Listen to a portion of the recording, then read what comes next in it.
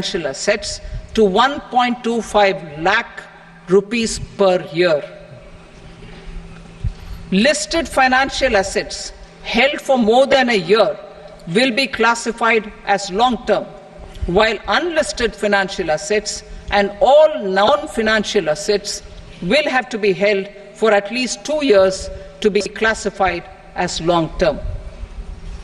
Unlisted bonds and debentures, debt mutual funds and market-linked debentures, irrespective of holding period, however, will attract tax on capital gains at applicable rates.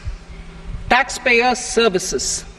All the major taxpayer services under GST and most services under customs and income tax have been digitalized. All remaining services of customs and income tax, including rectification and order giving effect to appellate orders, shall be digitalized and made paperless over the next 2 years. Litigation and appeals. While our concerted efforts to reduce pendency of appeals at various appellate fora are beginning to show good results, it will continue to engage our highest attention. To dispose of the backlog of first appeals, I plan to deploy more officers to hear and decide such appeals, especially those with large tax effect. For resolution of certain income tax disputes pending in appeal, I am also proposing Vivad Se Vishwas Scheme 2024.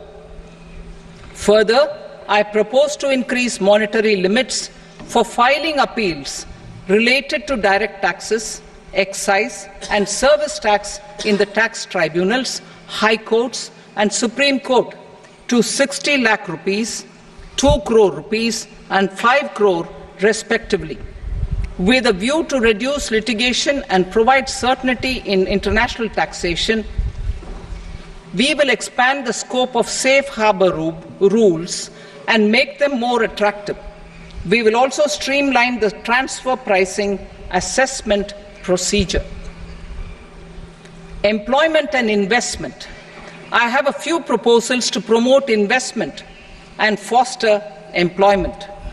First of all, to bolster the Indian startup ecosystem, boost the entrepreneurial spirit, and to support innovation, I propose to abolish the so-called angel tax for all classes of investors.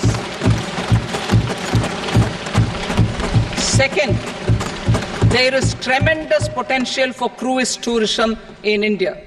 To give a fillip to this employment-generating industry, I am proposing a simpler tax regime for foreign shipping companies operating domestic cruises in the country. Third,